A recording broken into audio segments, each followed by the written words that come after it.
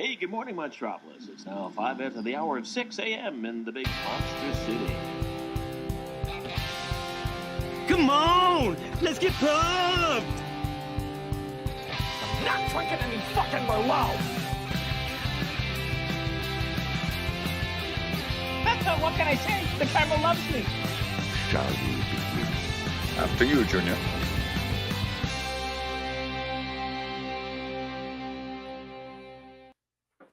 Hello, everybody, and welcome back to Multiplex Logged It. This should be a fun episode. We're talking comedy villains that make you chuckle and go ha ha ha. Or maybe they don't and they just happen to be in comedy movies. Who knows, right? But this should be a fun panel. We've got Mr. Scott Harvey. Scott, how are you feeling today? Doing all right. Always a pleasure to be here, even though I usually end up finding out about it on the day of the show, but that's no problem. I always look forward to Tim's messages when I'm at lunch or something of, hey, are you free to do Logged It tonight? I was. That's fair. That is completely fair. Jack, do you have a evil villain laugh? None that I care to do when I am not muted. That's fair. Well, you're here. Kirk, how are you? I'm doing all right. Currently, we're under tornado watch, so hopefully that passes on event. But could get exciting. Who knows? We'll see. That's fair. I'm in Iowa. We when we get the tornado watch, it's like, oh yeah, okay, cool, bye. Like they don't care. They don't care. Yeah. Anyway, we'll get into the show. First up, your favorite movie you logged this week. Scott, we'll start with you. Okay, well, there are a couple that I could go with, but I kind of want to mention this movie Memoria, which, technically speaking, is a 2021 movie, I guess. If you know anything about the movie, you might know that Neon did a really weird distribution strategy with it, where they said, we're going to show this in one city every week, just one city in the country. Naturally, it didn't get very far, and they've now put it out in like a limited release, basically, in a bunch of places. One of those places happened to be where I live here in North Carolina. So I went to see it. This is by the Thai filmmaker Apichatpong Weerasethakul.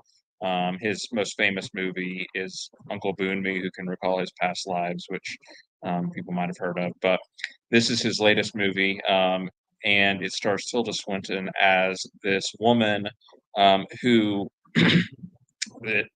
starts overhearing this strange sound at night coming from her. It seems like it's coming from her house at first, but then she begins to explore a little bit more, and she hears it in other places. A weird sort of percussive sound that she can't really pinpoint the sound of. She's in Colombia for reasons that are a little bit hazy, but the whole movie takes place in the country of Colombia, and it ends up being her quest in some sense of trying to figure out what is causing this sound, but then weird things start happening in her life too, where she starts wondering if she imagined things and whether this sound is somehow affecting her state of mind and everything too. It's a very interesting movie, very slow and deliberately paced. Weerasethakul has like a very strong appreciation for like the natural world, so there are like a lot of like if you like Planet Earth porn, there are just like a lot of still shots of like the environment, and there's rain coming down, and there's one moment where it just holds on a guy like sleeping in the middle of the forest for like 2 minutes, and it's like very peaceful and soothing at times, but also like what's going on in the movie kind of will raise your blood pressure at certain points. It takes a really weird turn for the supernatural in the end. I don't think I fully went with it, but it's a challenging movie. It's an interesting movie by an interesting filmmaker, and I would encourage people to check it out in theaters, because if you can, obviously it might be a little difficult, but I think it's a good sensory experience despite not being like a blockbuster or anything. So a unique movie. I think people should check it out. Fair enough. Kirk, have you seen this? I have not. I had randomly heard of it, but this is like the most detail I've gotten on it. I think it's mean to release this and Memory at the same time because you're going to confuse. There's no crossover in the audiences, though. Let me tell you. Yeah. Jack, I'm going to assume you haven't seen this. You assume correctly. There we go. Imagine if you were just like, I've seen this. Twice. So yeah, now we'll get to Kirk. Kirk, what was your favorite movie you watched this week? My favorite movie is one that's kind of been bandied around the community past couple weeks. I finally got to it. The Lion and Winter. This is a movie I'd want to see for a while. And I think Cody and some other people have been talking about it. So definitely perked my interest and I wanted to check it out. It's fantastic. I love this movie. It's Katharine Hepburn and Peter O'Toole. They're the king and queen. They have 3 sons. They got to decide which one of them is going to, be the next king. They both want a different one. Obviously, all 3 sons want to be king, and it just basically, deals and bargains made and broken, and promises made and broken. It's Game of Thrones. If Game of Thrones was classy enough to have 60s Katharine Hepburn in the cast. But it's definitely got that kind of vibe to it. It's a lot of fun. It's very like Shakespearean in the drama. They briefly reference King Lear, and it kind of has that feel to it. But the standouts are Hepburn and O'Toole, both doing awesome performances. But they also, the dynamic between the two of them, like I said, they're the king and queen, and they're a little bit older. They're getting along, like they're kind of, I guess in the 1100s, that their age is towards the end of your life. And they're kind of like accepted the fact of who they are and what they are, and they can't have like normal relationships in their lives. Whether it's your spouse, your kids, everybody's just a pawn on a chessboard to you. And they've kind of embraced that, and they enjoy playing the game, and they enjoy playing the game with each other. And there's so many layers to the relationship. Like they're kind of just always trying to one up each other, but there's some real affection. And I've talked before about how I like movies about relationships that are formed because the people involved just have a mutual understanding of a life or a lifestyle that most people don't, or never going to be able to grasp. And like that brings them together. And that happens here. They're fun together. They're funny. There's a lot of like moments where you're just laughing out loud at the way they're just bantering back and forth. It's a really great movie. I think everybody should check it out. Yeah. I love this film. I think normally the pipeline in this community, it's usually the order of I watch it and I tell Cody to watch it, then Cody watches it, and then Kirk watches it, and then everybody starts watching it. I feel like that's kind of, or it's the reverse and it's Kirk, Cody, me. But usually like that's the pipeline to a movie becoming popular in this community. One of those two directions. I really dig this one. As Kirk said, it's got a lot of that playing games and familial, like just everybody is playing everybody. And I love the way the 3 sons are used and also use the parents a little bit, but even though they're the ones that are primarily being used, it's so interesting, especially the son that nobody really wants to be king. The way he's playing everybody, it's great. And also, like, we talked about O'Toole and Hepburn, who are obviously like the 2 standouts because they're the 2 leads and they're great. You got a young Anthony Hopkins in this movie and a young Timothy Dalton in this movie. Very young. And they're both great. They're both great. So absolutely excellent. Jack, have you seen this?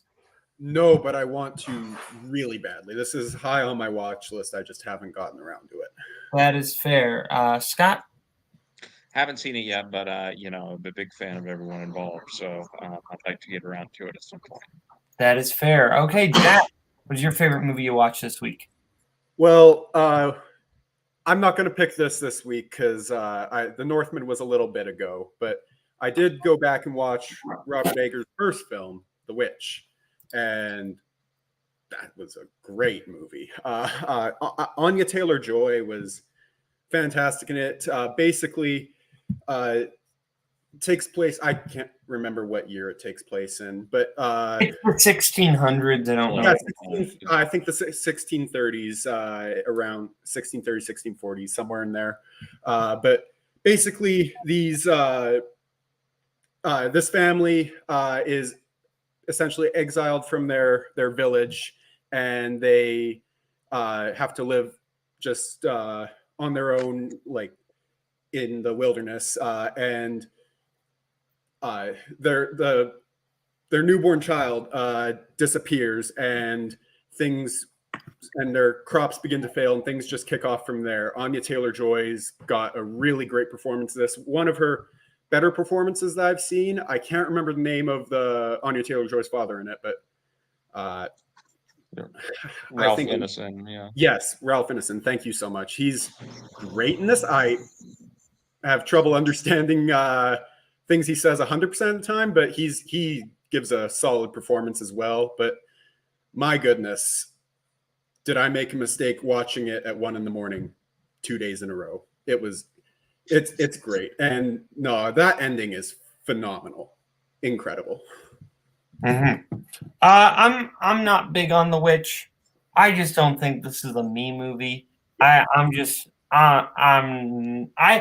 like the idea of these kind of paranoia horror movies, but I don't know. Maybe it's the setting I'm just not really into. I don't know what it is. It just, this one does not work for me. I get why people like it. It just, this isn't for me. Scott?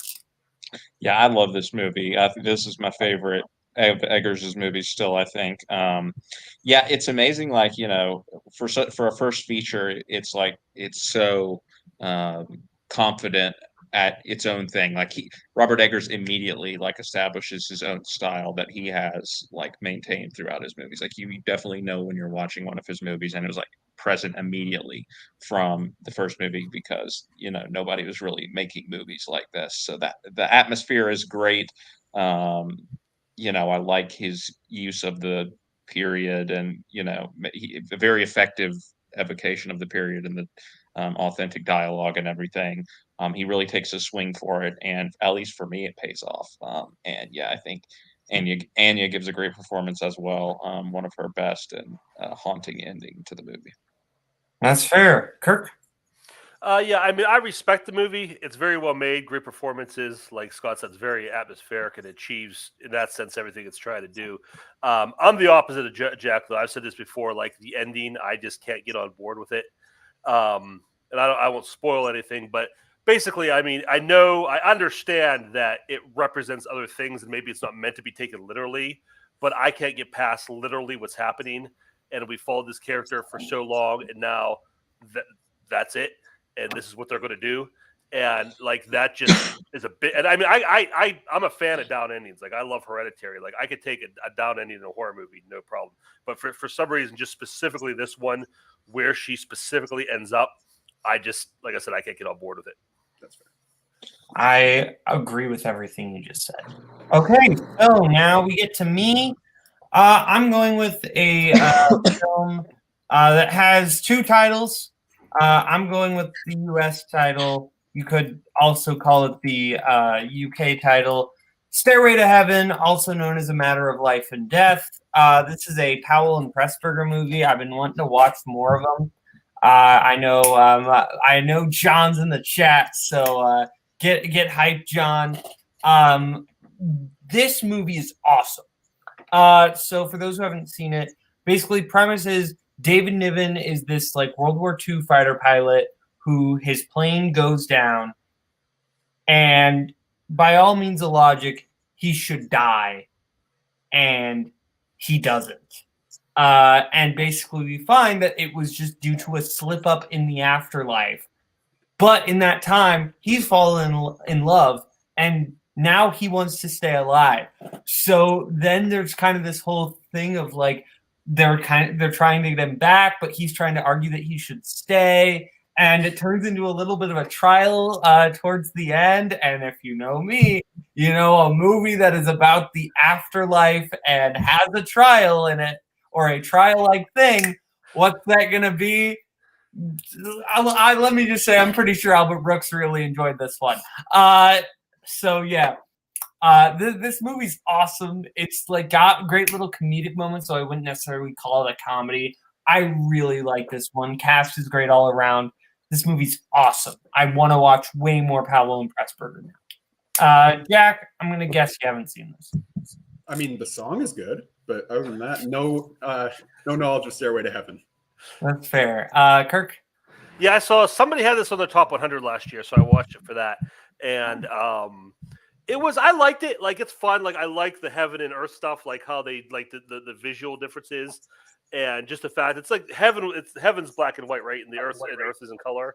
I just thought that was interesting because usually like they reverse that kind of stuff. And I like the look of it and the atmosphere this one builds. For me there was just what kept me from loving it was it kind of has like a lot of that like 40s like melodrama and cheese to it. And that kind of knocked out a couple things for me, but it was still a fun movie to watch. Scott? That must have been Jake Cruikshank that had it. I can't think of anyone else who would have had this on their list. But no, because that was you, Rue, and Ethan, right? Or no, not Ethan. Adelaide. Adelaide, yeah.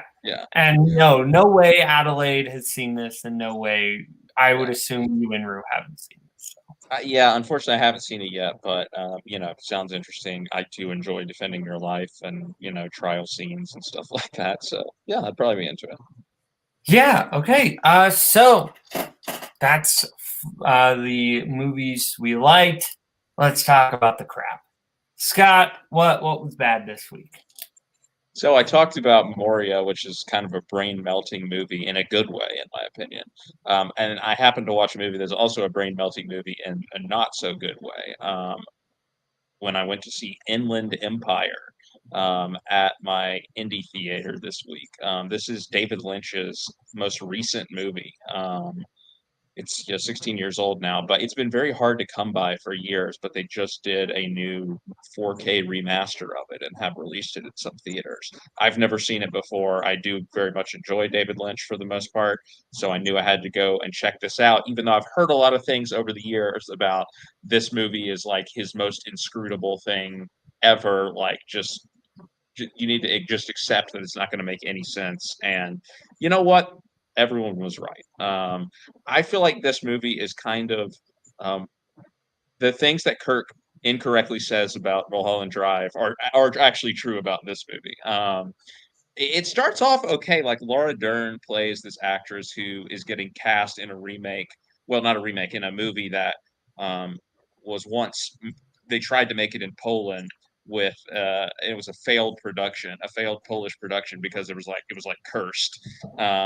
And so they set it up with Laura Dern as this actress and Justin Theroux is her co-star and Jeremy Irons is directing it. And the first hour is fairly straightforward in a Lynch way, at least as straightforward as Lynch will be. And then it just decides to go to crazy town and never come back for 2 hours because this movie is 3 hours long. Yes, it is. And I don't hate the movie. I don't, honestly. I admire, I find it interesting as just like a look in what goes on in David Lynch's psyche. But I would be lying if I said I had any clue about basically anything that happens in the last 2 hours of this movie. So it's going to be hard for me to get too far with a movie when that's the case. But I don't lose any respect for David Lynch. Again, Mulholland Drive, Twin Peaks is still some of my favorite stuff. So I'm glad to have seen it. But I am ready for David Lynch to finally make a new movie so that this doesn't have to be his swan song when it comes to film. I'm going to give a compliment to David Lynch that will make all the David Lynch fans mad, which is that David Lynch, for me, I kind of view David Lynch the same way I view Tim Burton, which is that I feel like the best David Lynch movies and the best Tim Burton movies are the ones that just are a little bit more grounded and just basically force Lynch and Burton to kind of add that style to the groundedness rather than ones where the stories themselves kind of give their directors free range to go all in, because that's where I think we get some weaknesses. And that's why my favorite Lynch movie is Elephant Man. Elephant Man is awesome because it's Lynch adding a little bit of weirdness to a very grounded story. I don't know if this would be for me. Jack, gonna guess you haven't seen this one? No. I'd be floored if you had seen this. Kirk, I have not seen a David I'm Lynch. gonna guess you haven't seen this. I have not, and I'm kind of with you, Boatman. I think you and I probably have down the line with Lynch and what we like and what we don't like. I wish I liked him more because as a person, he's just really cool. I love watching David Lynch interviews and just listen to him His talk. weather reports are amazing. He's so much fun. But Yeah, Scott sold this to me as a worse Mulholland Drive, and so I'm probably not going to get to this anytime soon. To be fair, most things are worse than Mulholland Drive, in my opinion, but especially this. I'm looking at it from Kirk's perspective. If he hates Mulholland Drive, he'll definitely hate this. That's fair. Okay, Kirk, did you say something about this movie while I was having internet problems? No, I just said I wish I would like it, but I probably won't. Fair enough. So now we go over to Kirk. What's your pick? Okay, this is probably going to upset some people in the community and some people on this call maybe too, because I didn't like this franchise. I watched Scream 2022. Finally got around to that one. And these, like, they don't need to make the scary movies anymore because the Scream franchise is enough of a parody of itself at this point that, they have it covered. This movie is just really hard to listen to. The dialogue is awful. And listen, the first Scream was great because you had one character, you had Randy, and he was the movie guy, and he knew all the movie stuff, and everybody laughed like, "Oh, you're dumb. You just blather on about movies. It's not real life." And then it was cool. The cool twist was, hey, he was right. Now all these movies, everybody's the movie guy, and everybody talks that meta dialogue that's just so bad, so poorly written. And then they throw in words like, requel and elevated horror to make you think they're doing something new and not just completely rehashing the same 25-year-old plot, which is what they're doing. It's not covering any new ground. It's just basically like I said, it's rehashing everything. And I don't want to give away too much about the ending, so I'll say vague. But the thing they're trying to address at the end, I don't think enough people care about Scream one way or another for that to be a problem with Scream in real life. And I mean, I think they're pretty obvious what they're talking about, with the Knives Out guy directing the Ace Stab movie. I think it's pretty obvious what they're referencing. And I think it's really weird and kind of pathetic that they're just like, oh, here's something people are talking about with another franchise that's still relevant. Let's take that, pretend it's about us. And they're just not even in the horror realm anymore. They're just doing whatever. And it's just all the evidence you need that this franchise has absolutely nothing left to offer, left to say. And they just really need to let it die. I'll be honest, Kirk, I know you were talking negatively about Scream 2022. I haven't seen Scream 2022 yet, but you kind of sold me on it. If I'm being honest. Everything you brought up was a negative. I'm like, everybody's the Randy? That gets me really. That was Scream 4 too. That's everybody's movie. Yes, and I like Scream 4. I like Scream 4. Everybody's the Randy. That Scream 5. Oops, all Randys.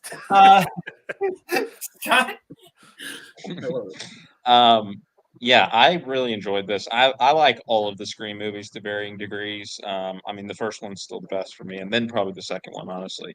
But I really had a good time with this. I don't know. I think Kirk's taking it a little too narrowly. I think they're trying to comment on fandom as a whole, not necessarily Scream fandom specifically. Of course, it's in a Scream setting, but yeah. But if they don't have anything left to say about themselves, which is all these movies have been, then what's the point? Well, no, I mean, I had my doubts about how they were going to be able to update it for 2022. Mainly because I thought Scream 4 did such a good job of making the social media age, Scream movie. But without saying too much, because I know people still haven't seen it.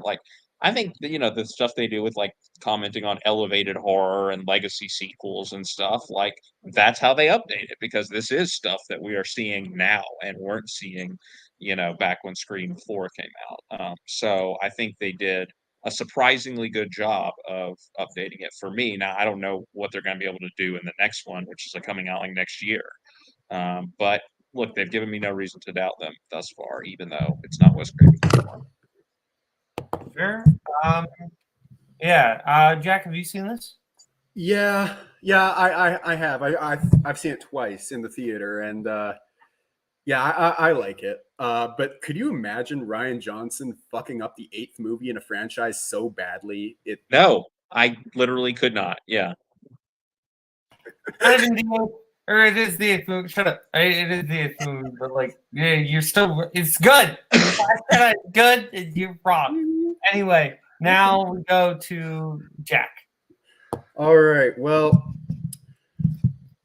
I'm an idiot because I decided I want to watch all the Best Picture winners, and we got to Cimarron this week, and this movie's shit. I'm sorry. Like, I get it. Like, here's the thing. I get it's the 30s and sound design isn't nearly as good back then as it is now today. But holy shit, is this movie painful to listen to. All Quiet on the Western Front had better sound design. Broadway Melody had better sound design. And ouch, it hurt to listen to. But it is also just like kind of really offensive as well. And it is not aged. This is aged like sour milk, and it shows. It's not good in any way, shape, or form. This is there's movies that have won Oscars that have been lost to time and aren't available to be watched anymore. Like Disraeli, I think that one you can't find anywhere. This should have been one of them. This is a bad movie. Yeah, Kirk, Scott, have either of you seen Cimarron? I've only heard that, like, it's basically what Jack said. This is like one of the 2 or 3 worst Best Picture winners easily. That's all. I have this. I want to do what you guys are doing eventually. Just check them all the Best Picture winners off my list. And I know HBO Max has like a bunch of the old ones, and they're all sitting on my watch list. And I'm just putting them off for as long as I possibly can because I've heard nothing but bad things. See, All Quiet on the Western Front's great, but this that one one is great. Here's my biggest frustration with this community, right?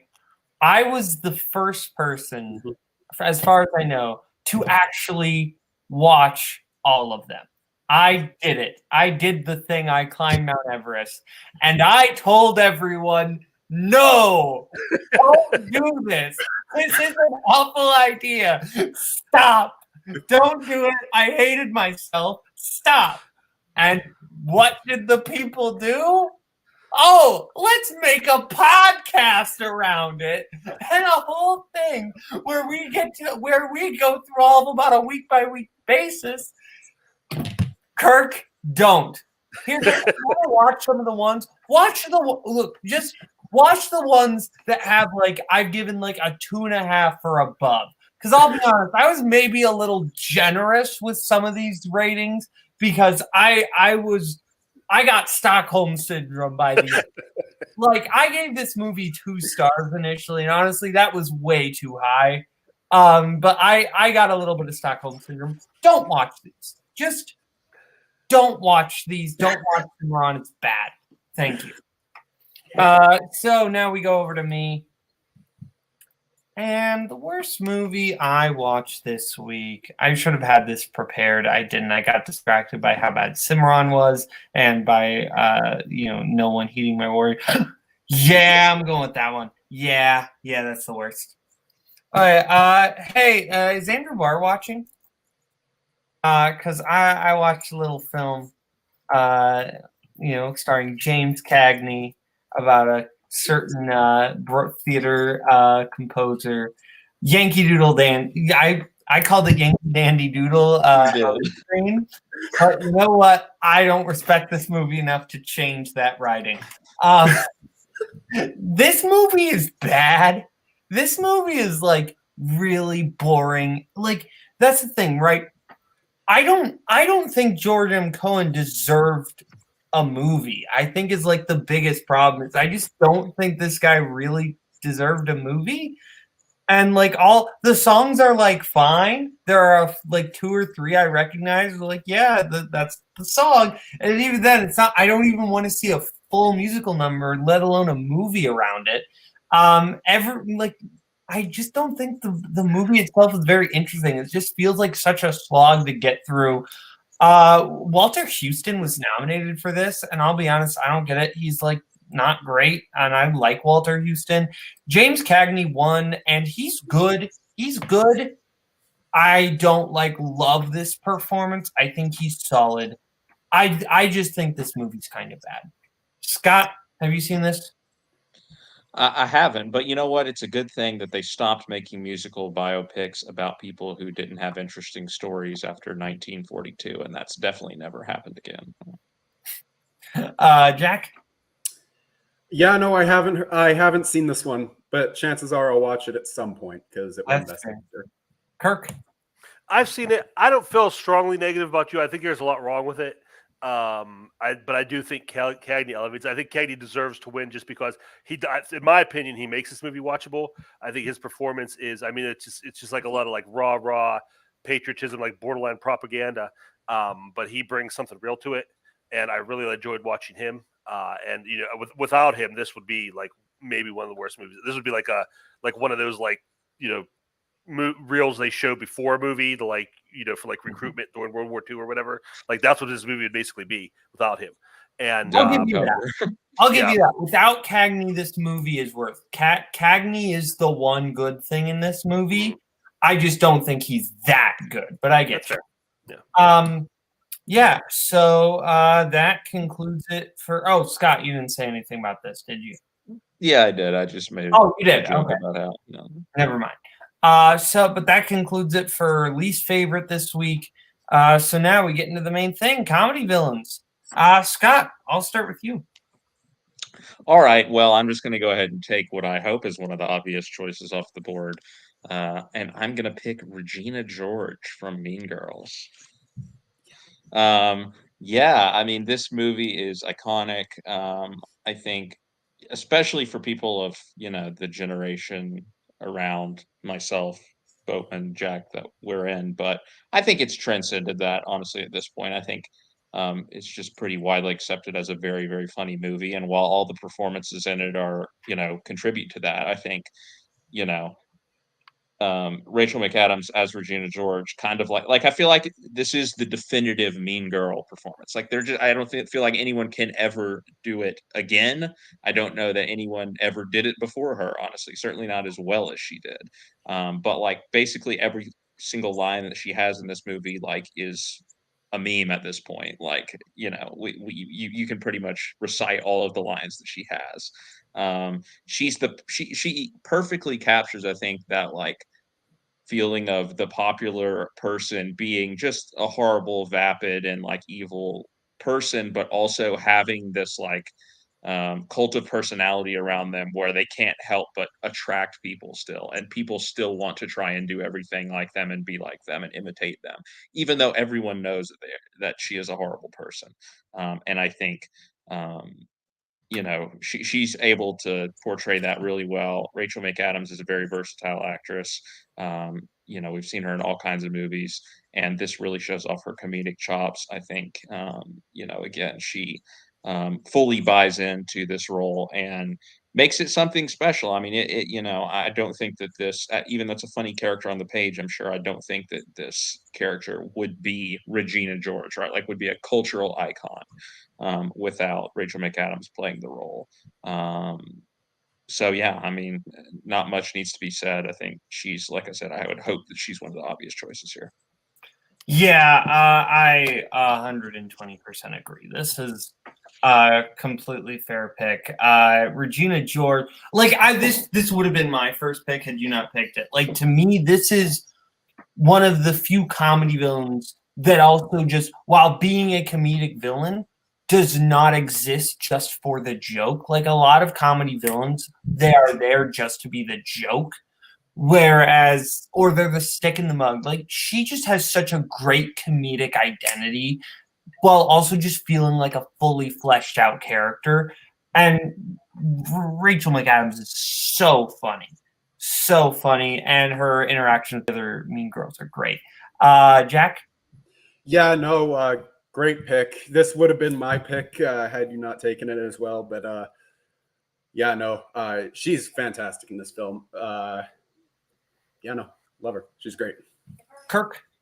Yeah, as soon as Tim told me the category for the night, I knew this was going to be, the obvious pick. But it's a good pick, and it should be on the list. I think it's just the script for this movie is just so tight, and all the characters are so well done. This could so easily be just another high school movie with stereotypical stock high school characters. But I think Tina Fey did such a good job, just creating these characters and making them real. And Regina George definitely one of the best ones. Absolutely. Was that everybody on Mean Girls? I think. Yeah. Kirk, your first pick. Okay, my first pick. I don't know if this is someone you would necessarily consider the villain of this movie, but they're definitely like an antagonist. They're kind of like the catalyst for all the bad things that happen. I'm going to go with Sterling Hayden as General Jack D. Ripper in Dr. Strangelove. This is just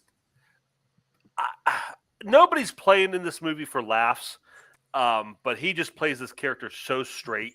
And I love Sterling Hayden as an actor. He's just so good. He's like kind of like gruff, tough guy roles, and he brings that to this. And the character is insane, just completely insane. But he's played it so straight, and everything he's saying, he has so much conviction for what he's doing and why he's doing it. And it's almost scary because he's talking about like bodily fluids and essence and all that stuff. Like you realize like Peter Sellers' character is with him is like, okay, this guy's nuts, but like he is so sold on it, and he's causing all this like mass destruction, and he's the only person who has a plan. Like he's the only one ready for this. Like as crazy as he is, like he knows what he's doing. He has it set up, and he's going to make exactly what's happening. He's the only one in control here. Everybody else in the war room or the plane, no one else has a clue what's going on. And he's just such a great, like he's kind of like the straw that stirs the drink for the movie. And I have every time I watch this movie, I just have so much. Him and George C. Scott, I think, are my two favorite performances in this, but I think he's my favorite. Yeah, I'll agree. I think he is so funny in this. I think though it's necessary that you have Peter Sellers in there because you need that very funny straight man to kind of interact off of his straight-faced craziness, and I think that's what makes it funny. But he is so good because he's playing it like he's the villain in an actual war movie, right? Mm-hmm. He's playing it almost kind of similarly to a film that came out that year, Burt Lancaster in 7 Days in May. It's actually, if you watch 7 Days in May, it's kind of a similar character and similar ideologies and similar performances. The difference being that one character is way more absurd. And yeah, this is a great pick. I didn't even think about this, but I love this pick. I love that we got to talk about this. Jack, have you seen Dr. Strangelove? Unfortunately not, but in a few weeks, more than a few weeks, I will have. That's fair. Scott? I've only seen this movie one time, and it was when I was in high school. I went in like my school library. We had a room in the back, and I went and watched it on like VHS or something. So it's safe to say I don't remember that much. Probably didn't appreciate it how I should have at the time. So I can't really comment on it, but I do want to rewatch it. That is fair. Okay, so Jack, your first pick. All right. Well, I'm going to go with a duo of comedic villains for this pick. It's the Wet Bandits. Because my goodness, Home Alone is a classic of mine, and the thing that puts it over the top for me is Harry and Marv. I think Joe Pesci and Daniel Stern give phenomenal physical comedic performances. Everything from even before they go into the house, before they try to break into the house, their chemistry together is just so great. And then once they actually do try to break into the house and rob it, I'm very deathly afraid, like not deathly, I'm very afraid of spiders. And so that tarantula scene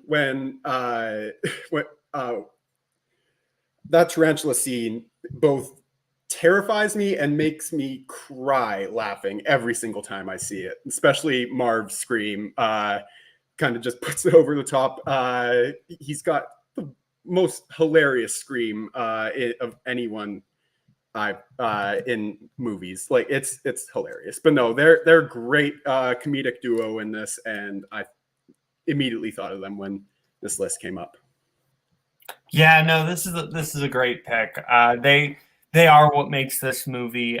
Stern and Pesci work off each other so well.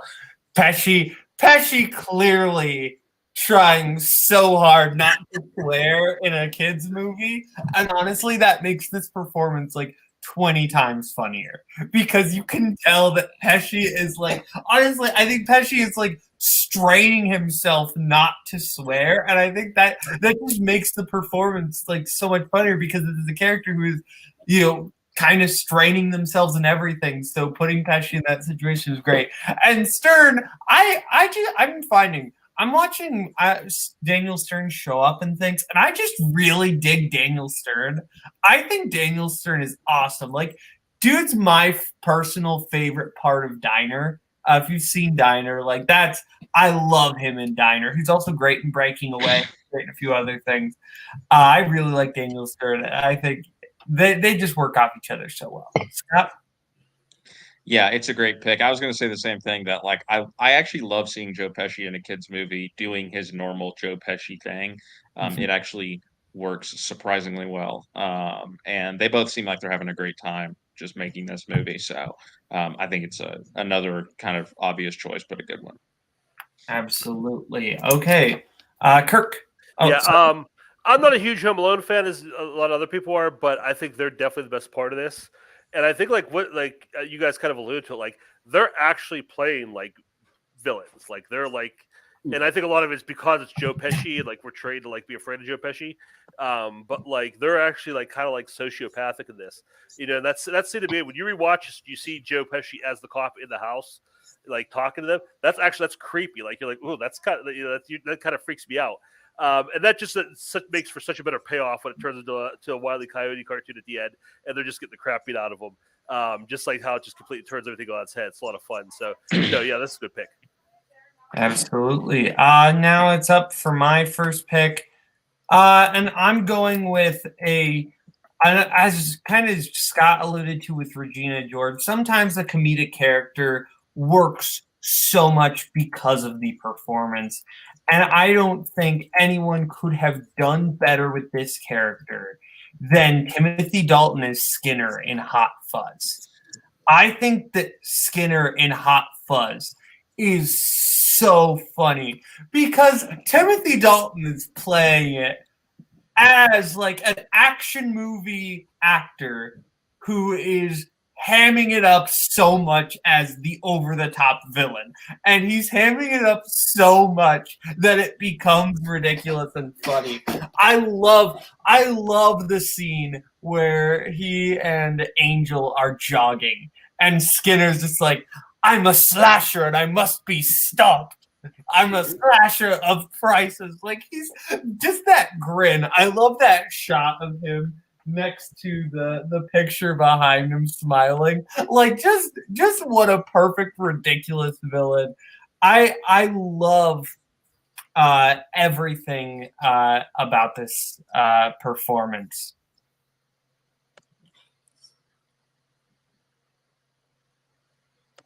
Jack. Oh yeah, no, he's fantastic in this film. Definitely one of the best parts, for sure. But no, I didn't even think of this when I'm going to be honest with you. I didn't even think of this, but great pick. Mm-hmm. And Scott?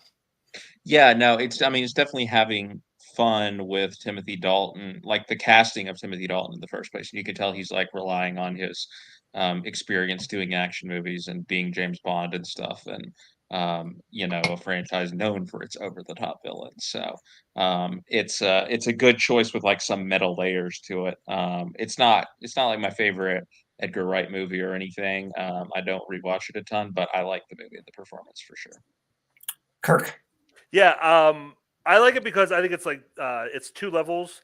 Like as an actor, he's making that choice to go completely over the top, but also the character I think is like so secure in what's going on and so not afraid of getting caught that like he's fine just like being like playing as the character playing the villain. Like I'm going to play this up and be the big boisterous bad guy, and nobody can stop me. So I just think that's a lot of fun the way he's playing that. So yeah, that's another solid pick. All right. Now we go over to Scott for your next pick. Okay, I'm gonna steal Boatman's bit a little bit here because I'm going to pick a Parker Posey character, and I'm specifically going to pick her as Fiona from the very underrated Josie and the Pussycats. Um, this movie is so much fun. It is not at all what you think it is going to be. It is, a satire of the pop music industry that still holds up very well. And Parker Posey is one of those people I think always understands the assignment in whatever, kind of like we were talking about with Rachel McAdams as well, in whatever she's cast in. And obviously she has a lot of comedy experience with doing like the Christopher Guest stuff and all that. But here she just again totally buys into what this movie is. Like she knows the exact tone that it's going for and just goes full camp with it because that's what the character is supposed to be. That's the level that the movie is pitched at. And she plays like the CEO of this record company that is secretly like doing brainwashing stuff. And she's a great mixture of like a dastardly villain that is still a little bit of a threat for our heroines, but also like kind of dumb in a funny way. Like one of my favorite scenes is where she's talking to like this FBI agent and she keeps muttering stuff underneath her breath, but not really muttering it, like basically saying it out loud, but acting like she's saying it under her breath. And the FBI agent is like, I can literally hear like everything you're saying. He's just like, standing right there hearing her. So her and Alan Cumming, like you could have picked either one of them, I think, in this movie because they're both good. But Alan Cumming is just kind of playing Alan Cumming like he often does. So I went with Parker Posey because I think she is like the MVP of this movie. But it's a great movie overall, very funny, and she's one of the best parts about it. So I definitely recommend that people check out Josie and the Pussycats. Yeah, no, Josie and the Pussycats is a movie that I did not expect to love as much as I did. Like this movie is actually like way smarter than you'd think it is. Like this is actually really clever and a way more intelligent movie than you think. And Parker Posey is like at the center of it. Like she's one of the reasons why this movie works so well because Parker Posey knows exactly what this movie needs tone-wise. And you need that just over-the-top comedy and she brings it and she is so funny. I love me some Parker Posey and she is great in this. Kirk, have you seen this? I have not.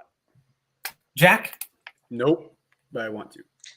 Fair enough. I want to mention too, Garth points out that the music is great, and he is correct. It is great. And also the song Pretend to Be Nice that's in it is actually written by Adam Schlesinger from Fountains of Wayne, who also wrote, of course, That Thing You Do, the song from That Thing You Do. So, he's bringing a good pedigree to the movie, and the song's super catchy as all the music is in the movie.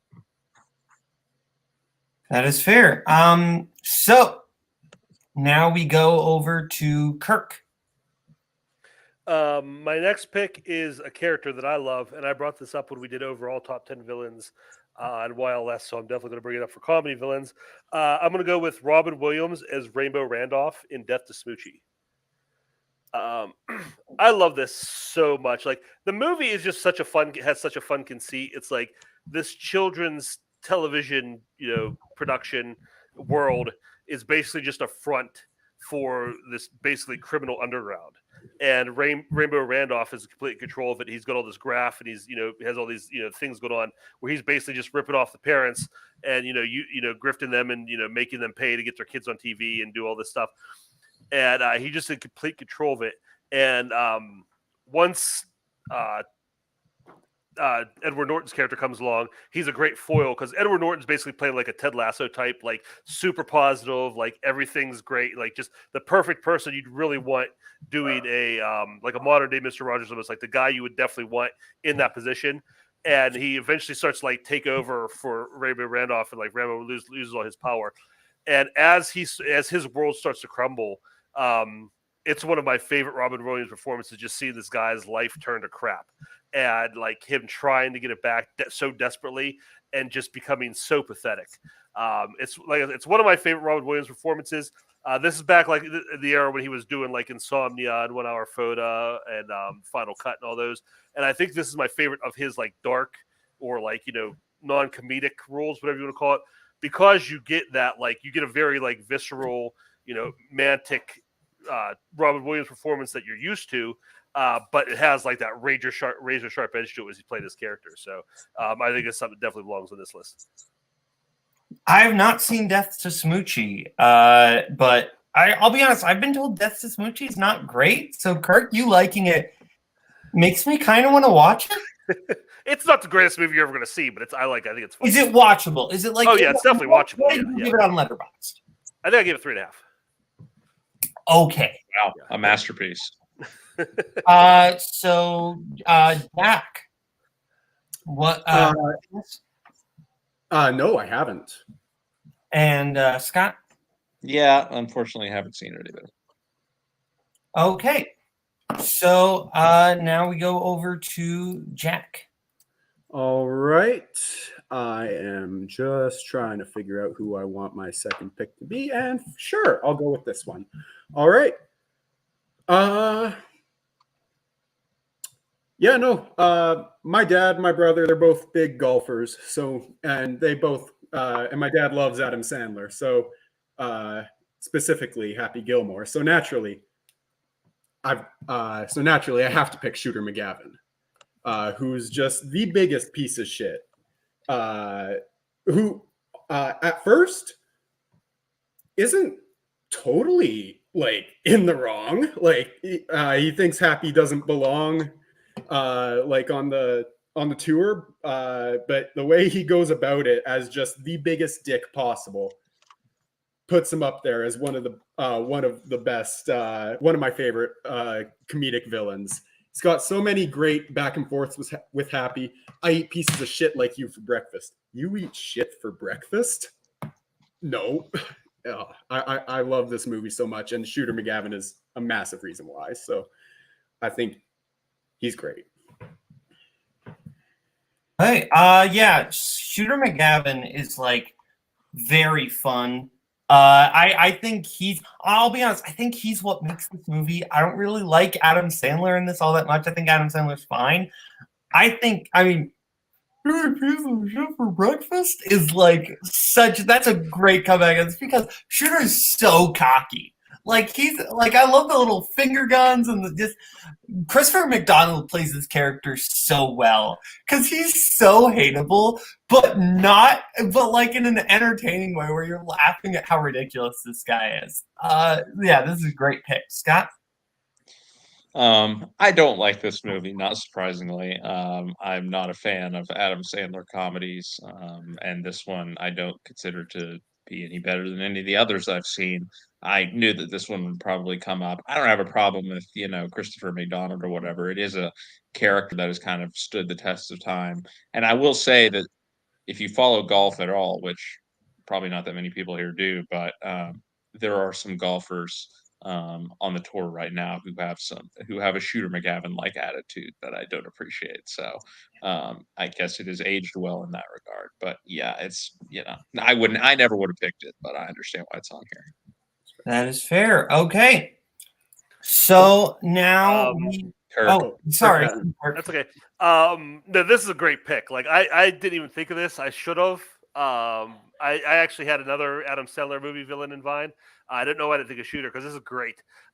When you have comedies like this, like the bad guy has to be like the perfect mirror opposite of the main character, like, and just like be everything they're not in like good ways and bad ways. And I think Shooter's like so good at that. He's just like so perfectly lame.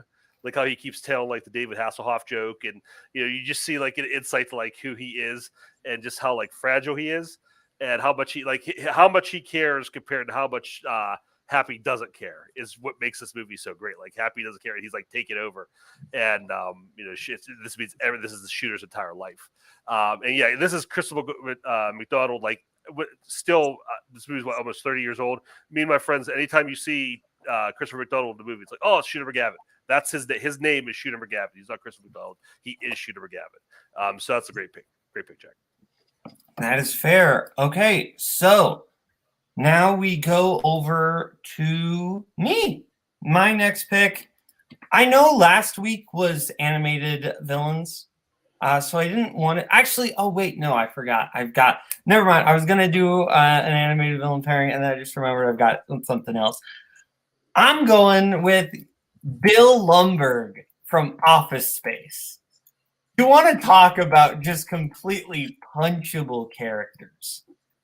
I think that this one is absolutely one of the most punchable we've ever had. Like, just the complete what's happening, yeah, like the passive aggressiveness, the just the backhanded nature of everything. I love Bill Lumbergh so much. Gary Cole plays him so well.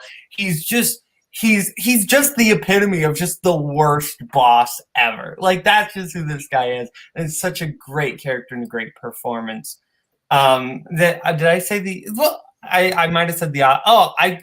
That's what it's on screen. Yeah, no, I was like, did I say the opposite? And also, Scott was like in the private chat. Oh, don't disrespect Office Space by calling it The Office. Not The Office is good. I know. I have a hot take on that. That's fair. I called it The Office Space. It's not. Don't call it that for the match, or you won't get the points. I enjoyed Office Space, and I think Bill Lumbergh is so funny. Scott? Yeah, absolutely. This one was on my list because I love this movie, and the deadpan humor is up my alley. That is in this movie, and again, another one that is really like in the zeitgeist. Like, you see this one getting memed a lot, and people love to speak in his tone of voice that he speaks in this movie. So it's really held up over the years. It's a fun one. Okay. So now we go over to. Oh yeah, Kirk. Duh. I'm sorry. I'm a little. I haven't seen it. I'm a little thrown off my game. Kirk. You're fine. Yeah, no, this is so good because it's so real. Like, I've had Bill Lumbergh as a boss before. Just like that person who, like, if they ever had any personality at all, it had just been like ground into dust, and they've like sacrificed all of their humanity to like this job that really, in the grand scheme of things, does not matter at all. But they have to like make it the center of your life too. It's almost like they're trying to suck you into their world. So that's what makes this great. That's why, Scott said about holds up. That's why, because this guy exists like everywhere in America. Like, every office, every job is going to have a Bill Lumbergh. Somebody who's just really, it's just this sad person who has, unfortunately, a lot of control over your life. So yeah, he's a great pick. Yeah. So now we go over to Scott. Scott, your next pick. Well, Jack, you didn't get to talk about it. Oh, Jack. I haven't seen it. Oh, okay. Yeah, no, I haven't seen it. I said that. Scott. All right, I'm between a couple.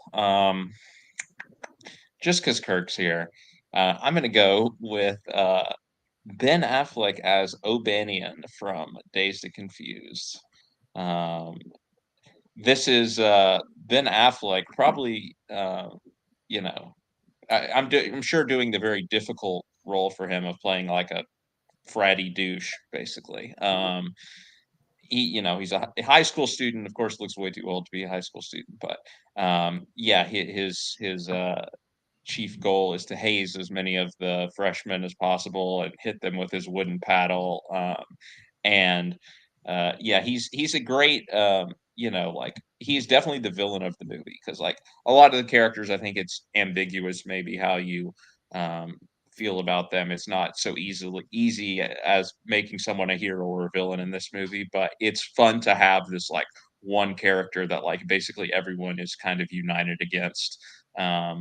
And honestly, I will say you almost could have picked Parker Pose's character in this movie to some degree too, but no, I think he's obviously the villain of the movie, and it is great seeing sort of the dueling pranks and stuff that are going on between him and the freshman, and the way that it ends with him getting his comeuppance there with getting the white paint dumped all over him is perfect, because it's one of those scenes where he's getting drawn in by them, and everyone is there watching him. Like, basically everyone knows what is about to happen except for him, and when it happens with him getting covered by the paint, it's so satisfying. And then he just like disappears from the movie and is never seen again, so it's like a great final note to leave that character on with freshmen and everyone getting their comeuppance. So it's a fun performance again by Ben Affleck, playing very much down the middle role for him. But one of the most memorable characters in the movie that is full of memorable characters, in my opinion.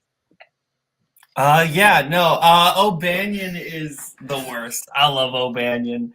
Like he's like again, just like I love the idea of him almost like purposefully not doing well so that he could haze the kids again a second time. Like that's really funny.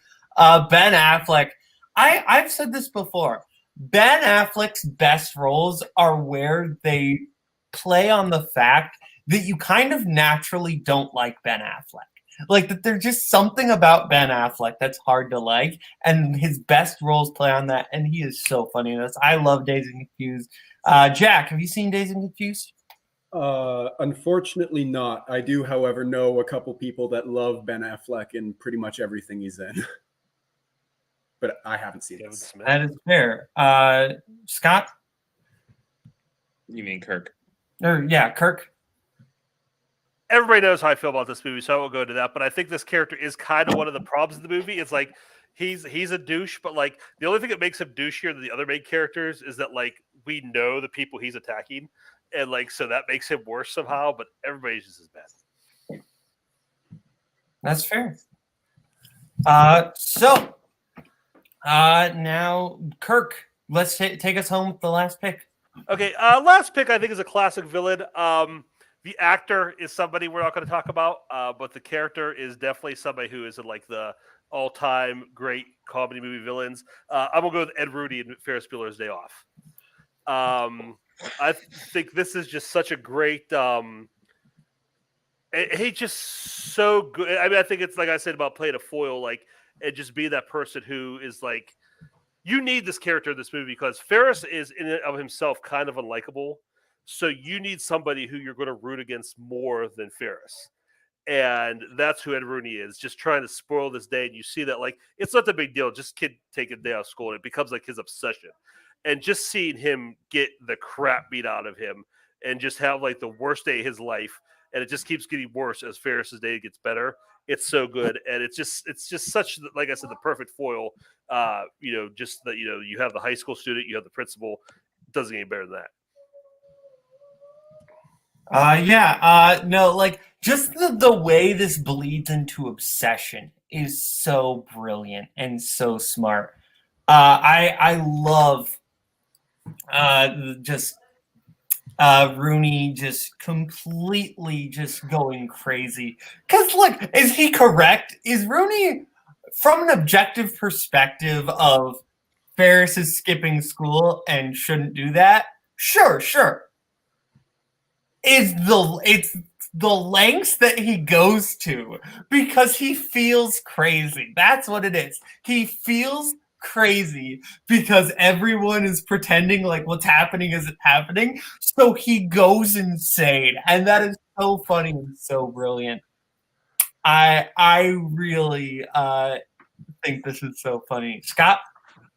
Yeah, another one kind of like O'Banion, where like some of the funny a lot of the funny nature of the character comes from watching him get got, basically, and getting knocked out and getting chased away by a dog and picked up by the school bus and everything. He just has a lot of moments of kind of getting his comeuppance that are really satisfying. And when Kirk was saying we're not going to talk about the actor, I was sitting here like doing the canceled lottery in my head of like, oh, who's it going to be? And yeah, I mean, definitely not someone that we ever need to talk about, but the performance is still fun, even though I don't love this movie overall. Jack?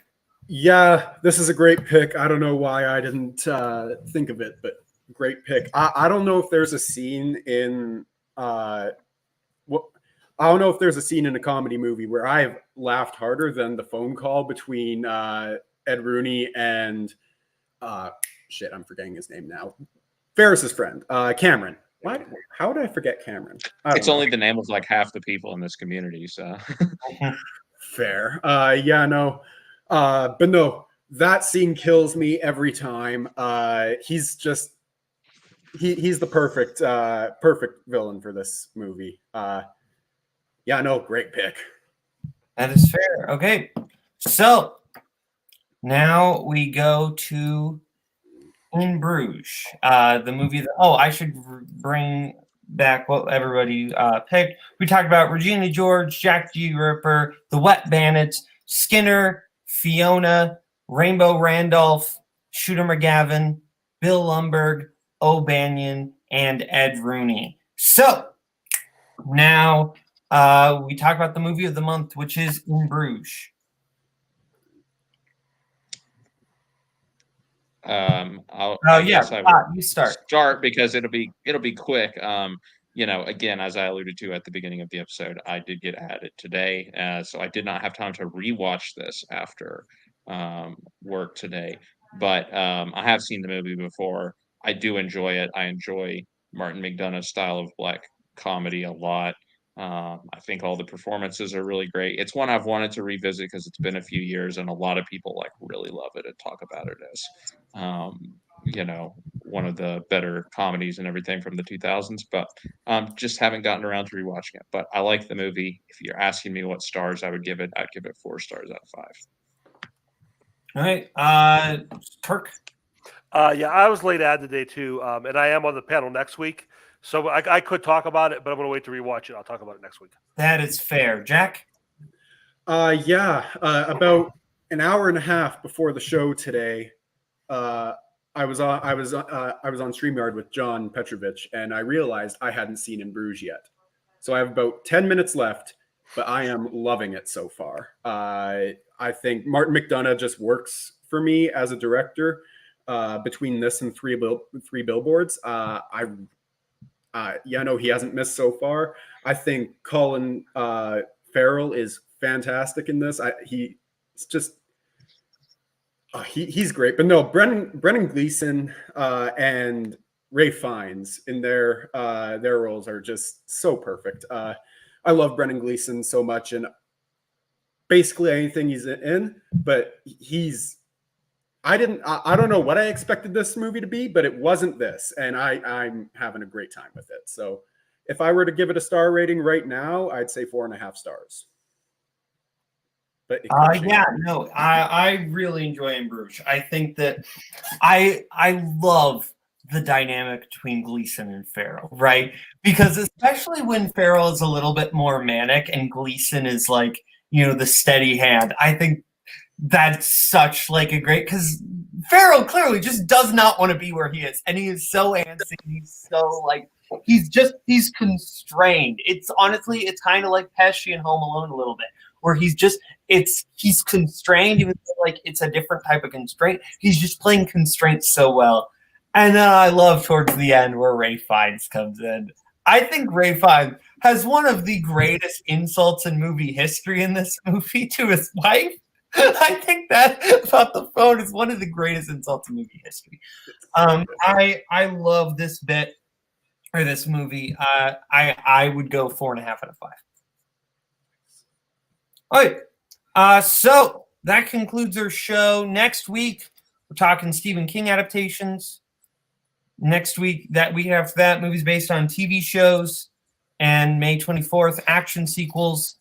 And May 31st, movies you wish you saw in the theater. If you want to be on any of those, let me know, or let Tim Brzakala know. I want to thank you to everyone for watching. Thank you to Scott, Kirk, and Jack. Have a good one. In case I don't see you, good afternoon, good evening,